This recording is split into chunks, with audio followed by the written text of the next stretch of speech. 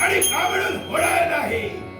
ज्या ज्या वेळी अनेक युद्ध जिंकली गेली, विजयाची विजय पताका या कुटिलाक्षानं स्वतःच्या बाजूला झुकली. हॅलो नका दुकान. पण प्रत्येकाच्या मनात एक ना एक प्रसंग घडलेला असतो आणि माझ्याही मनात एक प्रसंग वांग ठरतोय. आणि तो कोणता असेल तर देव आणि आबा दानवांचं सापत्य बंधुत्वाचं नातं. पण त्यात देवतांनी ते नातं एका क्षणाला वळून केलं. काय घडलं असेल आठवताय मला ते एक एक प्रसंग. आमचे राजे बली हे होते राजसूर. त्या काळानं ते फेरिलं आणि आमच्या राजांपर्यंत जाणं केलं ते सुद्धा कपटानं.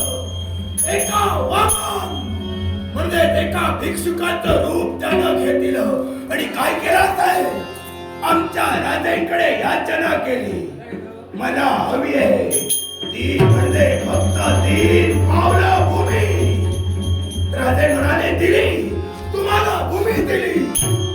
पहिल्या पावलात त्यानं सारी पृथ्वी व्यापली आणि दुसऱ्या पावलाच्या ठाई त्यानं व्यापिलं ते सारा भाग. तिसरं पाऊल ठेवावं तरी कुठं? राजेंना पडला प्रश्न.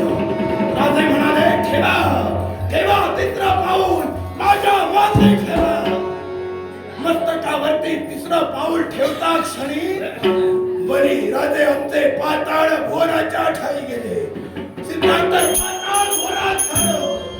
देवतांचं झालं हलकं स्वर्गावर अधिपत्य मिळवलं. असे अनेक प्रसंग देवतांनी आमच्या बाबतीत घडले. पण त्यापेक्षा महत्वाचं मी एकच मानतोय. आणि कोणता असेल तर हाती धनुष्यकाचा त्याला कसे कळावे. हृदयात बाण ज्याच्या त्याला दुःख ठावे.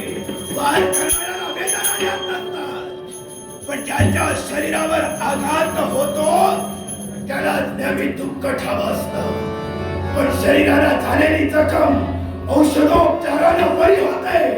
पण एखाद्याच्या मनावर जर का आघात झाला हीच जखम जीवनाच्या अंती शरीरात येते. तीच अंत माझ्या जीवनात झाला. माझे पिताजी वज्रघोष यांनी स्वारी केली मृत्यूतरावरती. उज्जैनी नरेश राजा दीर्घबाहू यानं सारे राज्यात पडले आणि केला केला केला माझ्या पित्याचा सेवा. तीच सूड भावना मनात ठेवली. पण असो यावेळी पाताळ भुवनाच्या राजगादीवरच्या दिसली बाबा.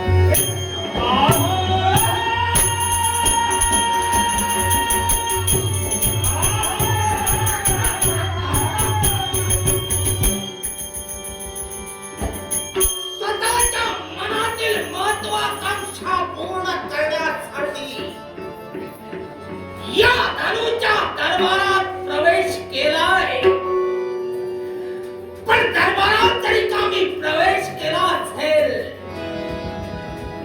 आणि या पाताळ भोराचा स्वामी माझा मित्र कुटिलाक्ष असला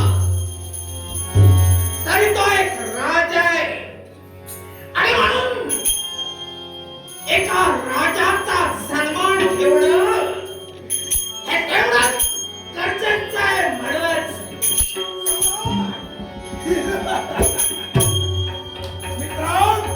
मैत्रीचं नातं तू तर ठेवलास.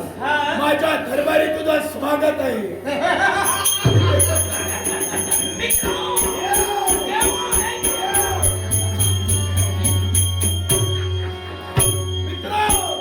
बऱ्याच दिवसानं तुझी गाठाभेट झाली. एकच तुला सांगेन हे म्हणतोय